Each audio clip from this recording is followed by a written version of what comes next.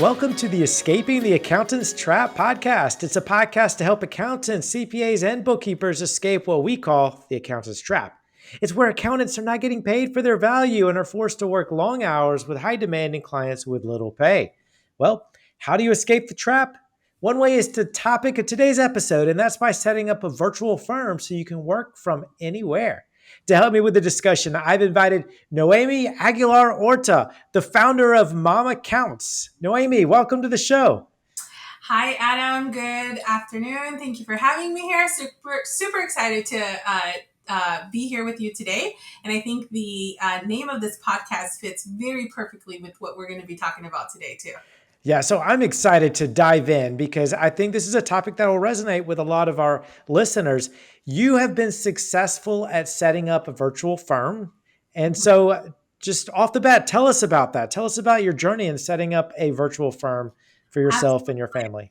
Yeah, absolutely. So I've been in the bookkeeping tax world since I was about 17 years old. My dad has a tax business, so I've been around this for some time.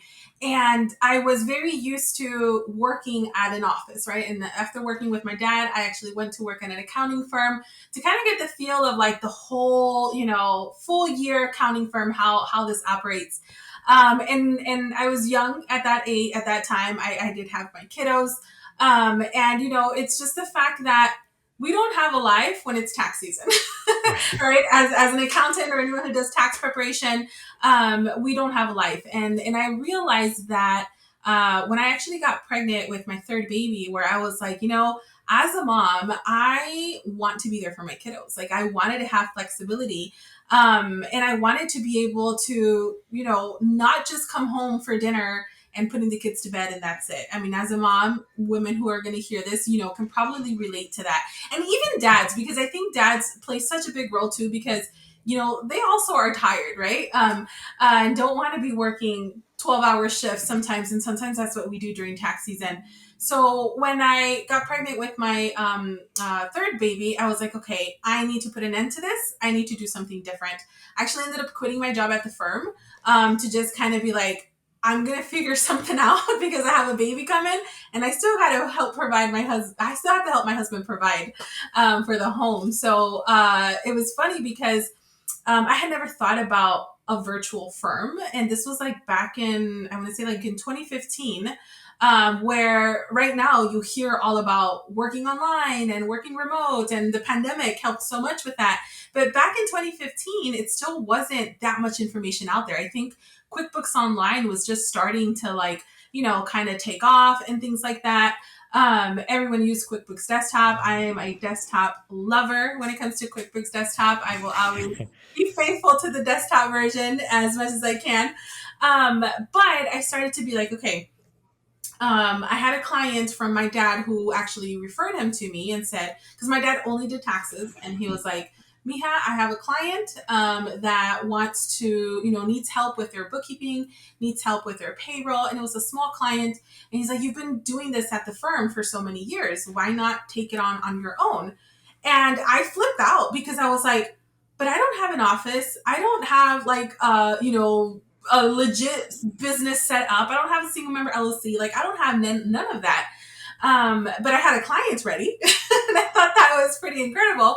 And I said, okay, well, let me figure this out. How can this happen? Because I had my babies and it's like, I can't, number one, afford to go into an office. So how can I make this work for me?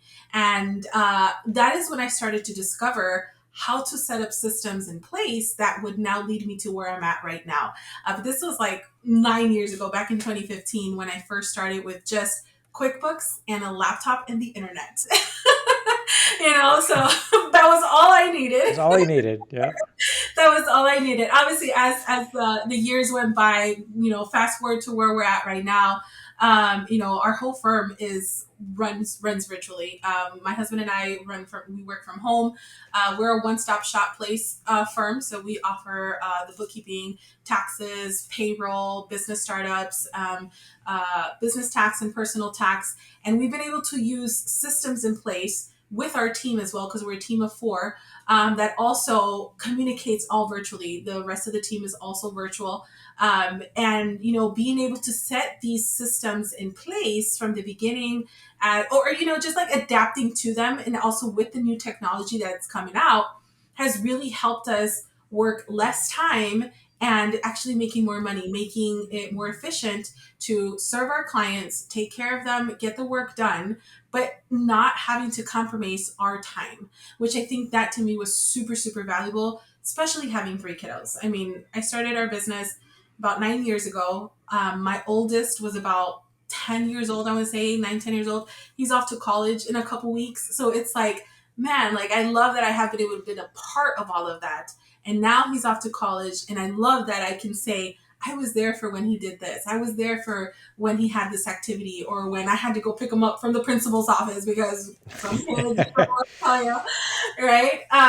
But it's just been such a fun journey to adapt to it, and put those systems in place that have helped our firm side and my husband and I as a family to just really have that compensation of time, which I think is so, so valuable. And I think as Yeah. accountants, like sometimes we don't get that because we're always working. Yeah. No, that makes sense. So Yeah. other than the benefit of having the control of your time back, what are the other benefits of working virtually, working from home, as compared to having a physical office somewhere? What I have learned too is a lot of clients as well, they are busy running their business too, right? They're out there. We have clients who are in construction, who are truck drivers. They're out there doing their business, and they don't have the time to stop by the accountant's office to pick up a document, or to pick up their financial forms or anything like that. And I remember working at the accounting firm.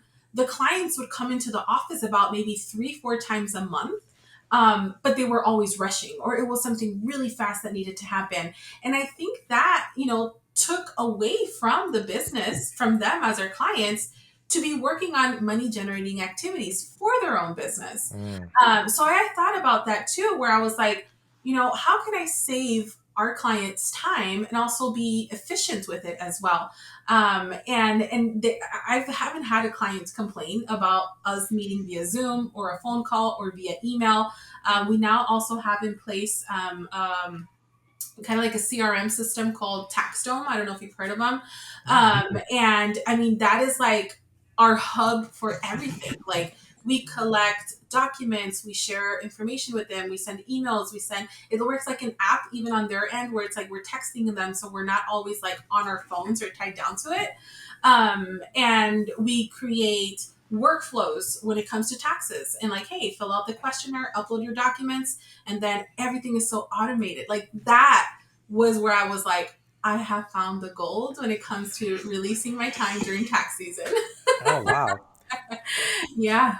That was actually going to be my next question. What software, other than QuickBooks, you use QuickBooks Desktop Mhm. versus online, and then I this? use both actually. Oh, okay. Mhm. Um, which I know could be a heated discussion which Oh yeah. amongst accountants, and I would love to hear your thoughts later on about where you think Intuit is going with their software. But what other software do you use besides QuickBooks, and then this tax software that you use to manage your virtual practice? Yeah, so yes, the QuickBooks Online, QuickBooks Desktop. To be able to manage the desktop version of it virtually, we use a server called Right Networks, which Okay. is what allows us to host our desktop softwares. So that way, I have it here on my desktop at home, but then I also have it on my laptop. My team has it on their laptop as well, so that they can have access to the desktop clients that we work with. And your team's all virtual as well. They're remote. They don't work at your office, Yep. your house. And remote. This is like a little corner of my office, so I don't Right. even have a big space. Yeah. Yeah, so Right Networks is one that we really use because I'm still a big lover of the desktop softwares. But again, I didn't want to have it just on one computer. I wanted to be able to have access to it when we're on the go with the family or anything like that. Like, literally the whole month of July, my family and I, we were just traveling, and we just had the laptop with us and can just pick up our work and go with it. The tax software, being Pro Series, which is what we use, also is a desktop version. So that's why we use Right Networks to host it. And then from there, TaxDome. TaxDome has been something that really just changed like the whole game for our firm side because of the automation and workflows that we can put into there. That to me has been the key to just really let go of so many administrative things and Oh, back and wow. forth with a client. Okay. Because, yes, it takes effort and time to set it up at the beginning, but once it's set up, oh my God, like it is so good.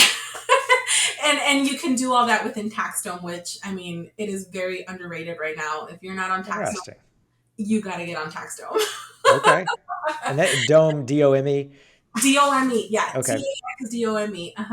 And TaxDome knows that they're getting good because their prices are going up. So get in it before it gets gets higher. The thing too, besides that, I'm sorry, is our G Suite, Calendly, Zoom, and Asana, which is kind of like our hub of communication, also with the team. Okay. Um, and literally, the only expenses would be for our G Suite and TaxDome because even on the other, and Zoom, because I like to have the extended version from what they offer. But a lot of those systems are also either you can get like a beginning trial version of it, or just like, the free version works perfectly well on certain things. Like Asana is a big one that we use where we have our whole clients kind of worksheet of what everyone is doing. So that's like everyone knows their responsibility in communication. And it's not so much of an investment even to put these systems into place. Yeah. Okay. Interesting. Real quick on speaking of QuickBooks, so there's a lot of debate between QuickBooks Desktop, QuickBooks Online, but also where do you think Intuit's going with QuickBooks? Because a lot of bookkeepers and accountants are saying, "Well, I don't know that they seem to be competing with us." Yeah, what yeah. do Oh, you that. what do Yeah. you think?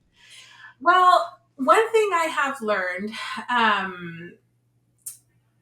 number one, no software will be my competition, especially with the offers that they have.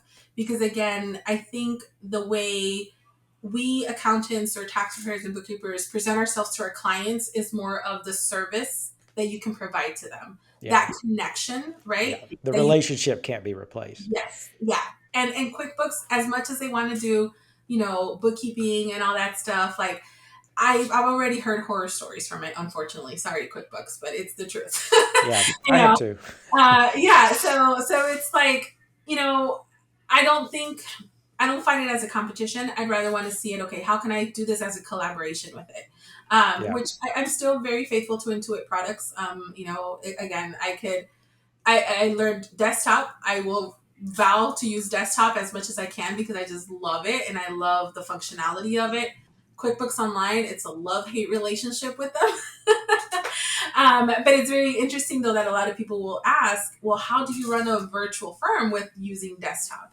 And I think that's where again the me learning where my client needs me or what they need in their business, because there's some clients that will never see the value of QuickBooks Online. So why am I going to put them on something that they're never going to get into? That's true. Right? That's a good Yeah. point.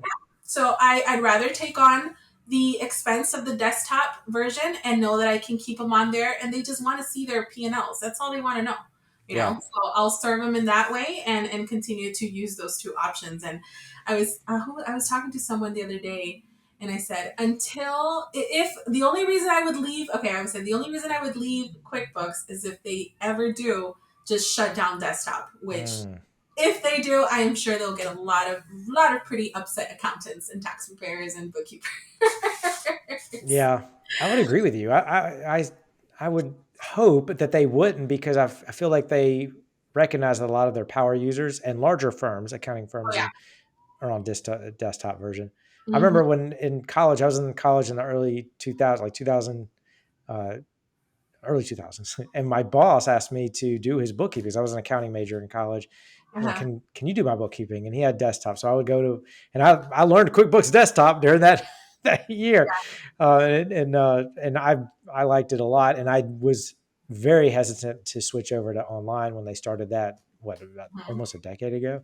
But Yeah. I will say it has gotten a lot better, I think. It has, yes, and I It's come a have long way. noticed too. There is a lot of new features that they're trying to add with like extensions to QuickBooks Online. That is, they're wanting to make it like similar to the desktop. So Yeah. that's the only thing that I'm like, man, if they really do get these extensions good, like would they leave the desktop? Yeah. I hope not. I think I went to one of their events they had a couple years back, and they did say like we would not get rid of the desktop because of how many people use it, and that I think they would really risk a lot if they did Yeah. that. I agree. I personally think they like the ongoing subscription fees of a software as a service. Yeah, Whereas yeah, desktop, you buy it once and you keep the same version for 3 years. yeah. Oh. That's true. But they could um, also make it a subscription base if they wanted to. Like that's true. honestly. So switching gears, when you were setting up your virtual practice, and even now, what do you say? What do you say to the people that would like to do this, but they have some sort of limiting belief or this mindset that they can't get clients online, or they can't, they working in accounts payable at a large company. They would like to start an accounting practice, or somebody that has a physical office and they would just like to go remote and maybe travel. What would you say to those that have this limiting belief, or their mindset is not where uh, is not allowing them to get over the fact that Yeah, they can't do this? I love that you said is not allowing them, because I think that's where that's where it starts. It's like we don't we're sometimes so stuck into that employee mindset, right? If you're Yeah. working for somebody, that you limit your potential. So we don't allow ourselves to think big and to dream big. I remember talking to my husband. It's like I knew I wanted to start a business, but I never knew how big I wanted it to get to until I actually started doing the business. Mm, And it's like you don't have, if you want to dream super big, like do it. Like cuz I believe, I'm a woman of faith. I believe in God giving us everything that you want, and just being exponential in what you want, the universe, whatever it is that you believe. You know, but we limit our mind a lot. But if you are doing that, start little. When I started my firm, I said I wanted to make enough to pay for my son's tuition for private education, because we were living in an area where the public school systems weren't the best. And I said, okay, if I can't afford to move us right now, what if we, do private school education? And I remember it was like $750 a month for private school education at that time. And I told my husband, I need to make that in the business. Like that is my first goal, So I mm. wasn't thinking about making $10,000 a month or Right. 15,000. I said, this is how much I want right now, and this is how much I need. So that is what moved me. Once I reached that goal, I was like, okay, what's my next thing? Oh, I want to get another car, because we had one car at that time, right? So it's like what is it that you need, and build from there as your goals and your stepping stones. I And love and that. then it comes, like you will get to that point. And knowing that it's like it's being consistent, right? It doesn't happen one day to the next. I teach a lot of the moms on how to create their business, and I say, you girls got to be patient, but persevere and be consistent with it. There will come a point where clients come to you, but at the beginning, you do have to put in a lot of the work. Like Right. you have to. And some people they'll say, oh, well, I'll just get a job. And I said, look, the same effort you're going to do to get a job or find a job or get trained in that job is the same energy and effort you could put to your own business. Mm. So why not put it towards there? Yeah, it And makes sense. yeah, and the social media part, because I am pretty big in getting clients. I work with clients from all over the US. Um, on the social media version part, the way I see it, it's like nobody watches TV commercials anymore, right? Like nobody watches. Everyone is where? On social media. So if you're not showing up on social media of who you are, what you do, and who you serve, nobody knows about you. Mm. Nobody's gonna know. So use social media as like the TV marketing that like, and right now it's actually free marketing, literally on social media. Yeah. Before you had to pay for a commercial. But that's what I would say. Start there. Start with those little things. Definitely surround yourself with a community of support. I think Mm. that is also huge, huge, huge, when you surround yourself with people who are maybe on that same journey as you are and what you're trying to do, because you're going to have questions. You're going to have a lot of doubts. You're not going to, know you're going to have a question that is going to question your whole existence of you having a accounting degree or not, that imposter syndrome, right? That happens to everybody. Yeah, So absolutely. yeah, so having that community that you can ask a question to, or know that you can get the support that you need, whether it be free or whether it be paid too, because sometimes, we have to continue to invest in that aspect, with people who are one step ahead of us. And why not? Why not do Yeah, that? Mhm. absolutely. I completely agree with you. Speaking of that, you have a community called Mom Accounts. Yes. So tell us about that. Yes, absolutely. So, I have a community where I teach moms how to master the skill set of bookkeeping, so that they can be, at home with what matters the most to them. Like they really spend the time on what is important to them. And it's been a beautiful community in the Facebook group. It's completely free, so anyone can join. So this is the thing, though. We do want to keep it to moms and like women, not to be like, not inclusive. But the reason why I do that is just because the way I speak to the ladies is like, hey, we're talking about mom life and business. Like we don't separate that because it becomes us, right? So even going through entrepreneurship, building a business, I mean, sometimes we talk about like, hey, we're struggling here with my kids, or I'm struggling, at home. I'm struggling, with a newborn. How do I manage this and run a business? Yeah. So that's why, we give it to mom accounts. But we love the dads too. My husband is in the group, and there's one other guy. And Adam, if you want to be part of it, we will absolutely Oh, well, be part thank of you. it. I appreciate that. Thank you. But yeah, no, that community it's been a beautiful community that grows. All the ladies in there are so supportive. We really try to have that community space for, hey, I have a question. I'm double guessing myself. Hey, I've heard that people do this. What is the right way? Because again, there's so much misinformation out there too that, we try our best to, train in that sense. I go live with weekly trainings. I'll have guest experts, come in as well. And it's just a space for you to ask a question, not feel intimidated, because I think that's a big one too, where there's unfortunately a lot of communities where if you're starting off and you go and ask a question, like you'll get, backlash, or like, oh, you should know this, Mhm. you should have gone to college for that, or, I've seen it. And it's like, no, like that discourages somebody. Yeah.